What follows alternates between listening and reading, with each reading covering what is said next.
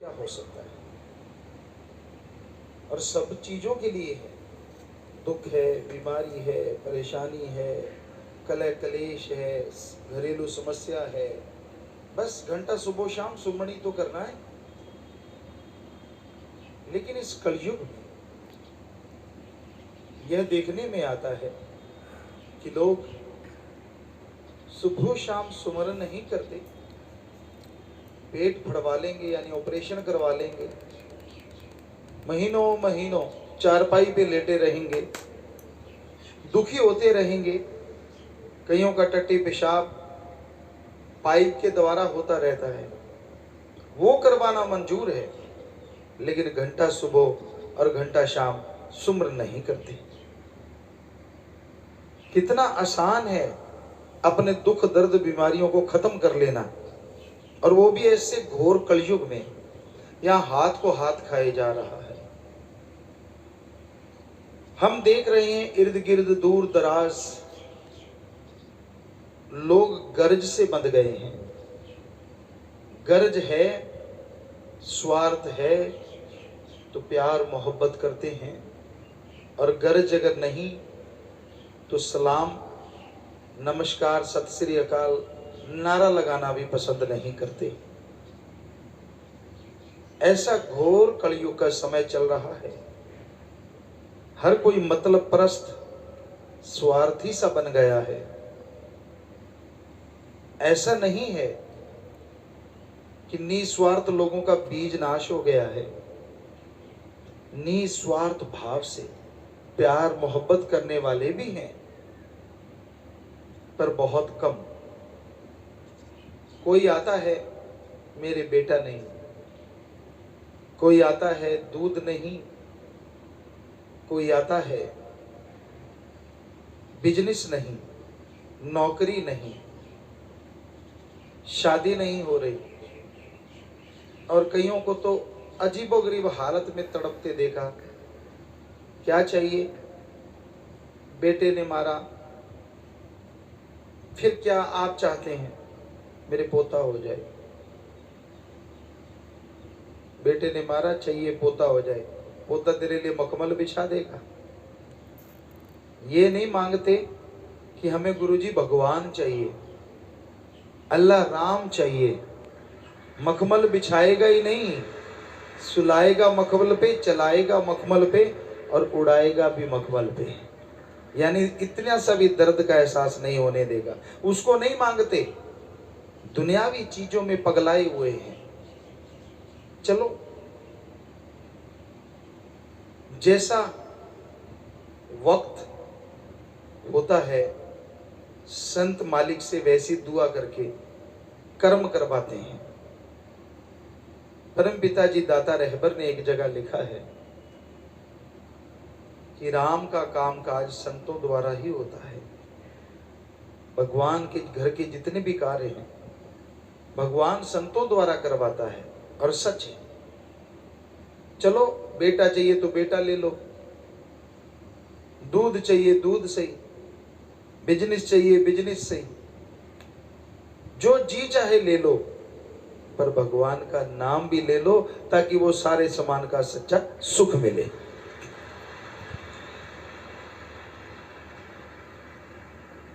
फिर भी इंसान सुमरन नहीं करता, मन मते दौड़ता है, मन मते कार्य करता है, मन के ख्यालों में दिन रात खोया रहता है, निंदा करता है। माँ बाप की निंदा नहीं करनी चाहिए, पर माँ बाप भगवान नहीं होते। माँ बाप भी गलत हो सकते हैं। इस घोर कलयुग में हर चीज संभव है, एक ही असंभव है, भगवान और उसका सच्चा संत कभी किसी का बुरा करते ही नहीं, सोचते ही नहीं।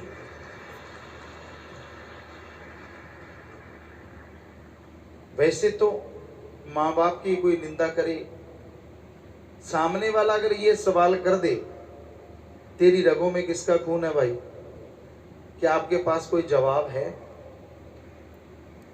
क्योंकि जिस माँ बाप की निंदा कर रहे हो उसी के जीन्स उसी का ब्लड, उसी का बना हुआ शरीर के अंदर भगवान की आत्मा है, तो आप कहां से भले मानस हुए?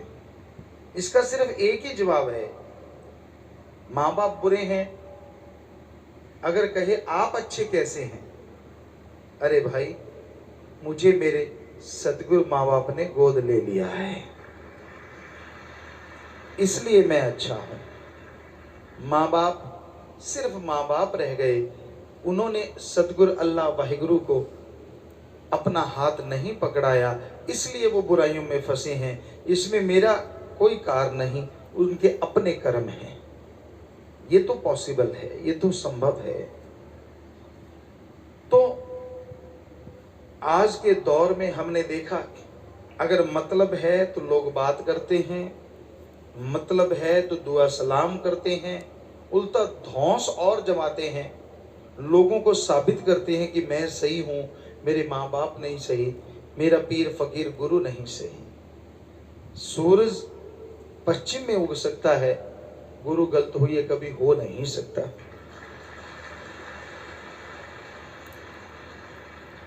वो जो भी कार्य करता है अपने लिए तो करता ही नहीं, अल्लाह वाहिगुरु राम के हुक्मानुसार, सतगुरु मौला के हुक्मानुसार और सबके भले के लिए करता है। आप सत्संगी हैं, आम दुनिया से बहुत मामलों में बहुत ज्यादा आगे हैं, लेकिन फिर भी कहीं ना कहीं आप जो भी बिजनेस करते हैं, जो भी व्यापार करते हैं, अपने बच्चों के लिए, माँ बाप के लिए, शरीर के लिए, और कुछ लोग परमार्थ के लिए करते हैं। पर संत का परिवार कितना बड़ा होता है। भगवान ने जो भी चीज पैदा कर दी, स्थूल जो दिखते हैं, सूक्ष्म दिखते नहीं शरीर उनके हैं, और कारण देवी देवता, संत पीर फकीर के लिए भी वो सब औलाद होती है जो भगवान की औलाद होती है।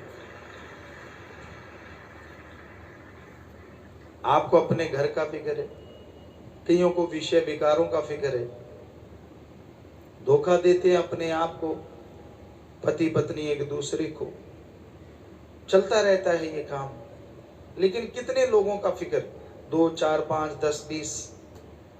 और जरा सोचिए, एक फकीर को सारी सृष्टि ही नहीं, सारी त्रिलोकी नहीं, त्रिलोकियों का फिक्र होता है। वो मालिक से दुआ करते रहते हैं, उनका भला मांगते रहते हैं, उनके भले के लिए हर कार्य करते रहते हैं। इतने सेल्फिश मत बनो, खुद गर्ज मत बनो, बल्कि बुलंदी से रूहानियत के जज्बे को अपनाओ। सबका भला करो, सबका भला सोचो। हम आपको गारंटी देते हैं, अगर ऐसी भावना आप पैदा कर लोगे तो आपको सुमरन से पहले ये प्रार्थना नहीं करनी पड़ेगी कि मुझे दुख से मुक्त कर दो, मेरी प्रॉब्लम का सॉल्व कर दो, मेरी परेशानियों को दूर कर दो, मुझे टेंशन फ्री कर दो, क्योंकि ये बुराइयां भगवान आने ही नहीं देंगे। जो भगवान की औलाद का भला किया करते हैं, भगवान की औलाद का भला सोचते हैं, मालिक उनका भला जरूर करते हैं। संत कभी झूठ नहीं बोला करते। संत अगर किसी मुरीद को ये बोल दें कि बेटा तू बहुत सेवा करता है, तो उसमें झूठ नहीं होता, डायरेक्ट एंड डायरेक्ट वाकई वो सेवा करता है। इंसान वहां तक नहीं पहुंच सकता यहां तक रूहानियत गहरी है। ये इतनी गहरी है कि इसमें जितना कोई धंसता चला जाता है ये गहराती चली जाती है, जितना कोई उड़ता जाता है ये उड़ती चली जाती है। रूहानियत सूफियत में एक ही असूल है, गुरु वचन मानो और गुरु को मानो। कई लोग क्या कहते हैं, मैं गुरु को बहुत मानता हूं पर गुरु वचन नहीं मानता। कई लोग ऐसे होते हैं, सामने सामने नमस्कार करते हैं और पीठ पीछे ले तेरे की दे तेरे की। हमने आपको कई बार सुनाया एक लड़के की बात, आज फिर वही बात जुबान पे आ गई। हमें ये नहीं याद क्लास कौन सी थी, एक टीचर थे, सारे बच्चे बड़े डरा करते थे उससे, उनको बुखार हुआ या पता नहीं कैसे वो आए नहीं। उस समय टीचरों को गुरुजी या मास्टर जी कहा जाता था, तो वो 10 दिन बाद आए। हम सब लोगों ने पूछा, कुछ लोग थे 3-4 गुरुजी के ऐसे सजदा करना नमस्कार करना आदत सी थी हमारी, तो बाकी पता नहीं। तो ऐसे पूछा, गुरुजी आप ठीक हैं, कैसे हैं मास्टर जी आप ठीक हैं? हाँ ठीक हूँ, बुखार था। 4-5 बच्चों ने ऐसे साथ पूछा, एक बच्चे ने भी यूं हाथ किया और वापिस आ गया। बड़ी हैरानी हुई, वो बड़ा शरारती अव्वल दर्जे का, जिसे पढ़ाई के लिहाज से गए तो निकम्मा बच्चा था। हमने कहा आज तेरे अंदर भी दर्द पैदा हो गया, तूने भी यार मास्टर जी का पूछा, गुरुजी का पूछा, ठीक हो? हंसने लगा जोर जोर से। हमने कहा हंस क्यों रहा है? कहता आप क्या सोचते हो मैंने कुछ पूछा? हमने कहा हाँ आप पाँव के ऐसे हाथ लगा के आए हो। कहते नहीं नहीं, मैं तो ऐसे पाँव के हाथ लगा के आया था, मास्टर जी मरे नहीं फिर आ गए। तो ऐसे ऐसे लोग बैठे हैं भाई, किसी का कुछ भरोसा नहीं, पर वो जैसे हर किसी का कोई मालिक होता है ना। आप पंजाबियों को कई बार ये होता है कि जो चीज़ पसंद आ गई, जैसे कट्टा तिंगड़ है, कई बच्चे कहते पिताजी जब देख लो पंजाब का प्रोग्राम होता है उनकी एक ही फरमाइश होती है, कट्टा तिंगड़ दे किले दे जोर थी। कईयों को तो पता ही नहीं होता क्या है, कट्टा क्या होता है और किला क्या होता है और तिंगड़ना क्या होता है। तो इस बार भी हमें पूछा बच्चों ने कि पिताजी पापा जी इसका क्या मतलब है?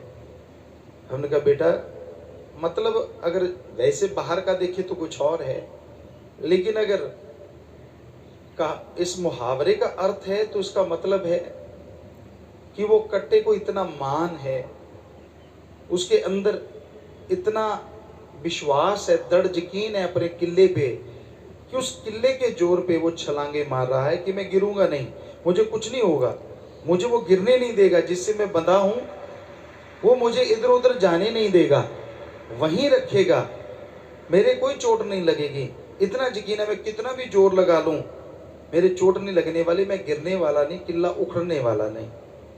और अगर उसको आदमियों पे लगाओ कि मेरा मालिक मेरा सतगुरु मेरा मौला इतना जबरदस्त है, मेरा उस पर इतना दृढ़ यकीन है कि मेरा मालिक पूरा है, वो मुझे कहीं भी गिरने नहीं देगा, पूरी लाइफ दोनों जहान में मेरा साथ देगा, मेरे को मान है, मुझे उस पर बेहद मान है। तो इसी तरह इंसान अपने मालिक पे, अल्लाह पे, वाहिगुरु पे, सदगुरु पे दृढ़ यकीन रखता है तो उसकी ज़िंदगी की तमाम बुराइयां दूर होती हैं, खुशियां आती चली जाती हैं, दृढ़ यकीन बनता चला जाता है। तो आप अपने अंदर की भावना को शुद्ध रखो, कभी किसी का बुरा मत किया करो, बुरा सोचा ना करो। तो जैसे वो किले पे कट्टा तिंगड़ता है, हर किसी को मान होता है। गांव में एक सिपाही से हाथ मिला लिया तो कई आस पड़ोस वाले डरने लग जाते हैं यार, और अगर कहीं इंस्पेक्टर से हाथ मिला लो तो पूरा गांव कांपने लगता था पहले, वो यार इसका तो इंस्पेक्टर से हाथ मिला हुआ है। तो यानी किला अलग अलग है, किसी का तो वो सिपाही है, किसी का इंस्पेक्टर है, किसी का एमएलए एमपी है, किसी का कोई।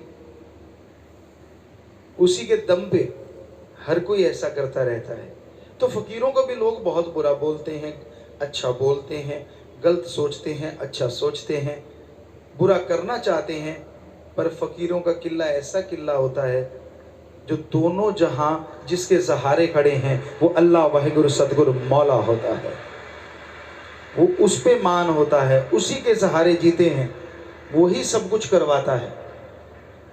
तो आपने सुना अलग अलग जगहों पे जाते हैं, भाषाएं अलग अलग होती हैं, वहाँ हम व्याख्या करते हैं, हमें खुद नहीं मालूम उनको कैसे समझ आ जाती है, और किसी भी हिंदी भाषी की समझ नहीं आती।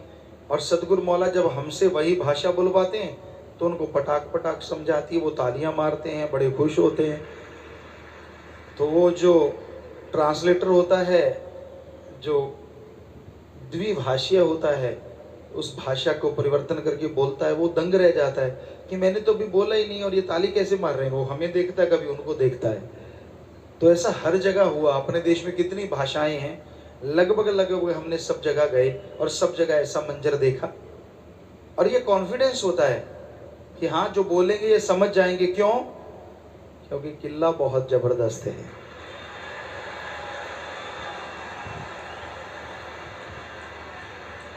कहते हैं ना, रूहानियत में एक कहावत है, खसम एक बार बनाना होता है। दुनिया के दुनियावी तौर पे भी देख लो, अपने देश में तो पति पत्नी का रिश्ता तो एक बार ही बनता है। कई गल पे ढोल बजाते रहते, बजाना ही पड़ता है।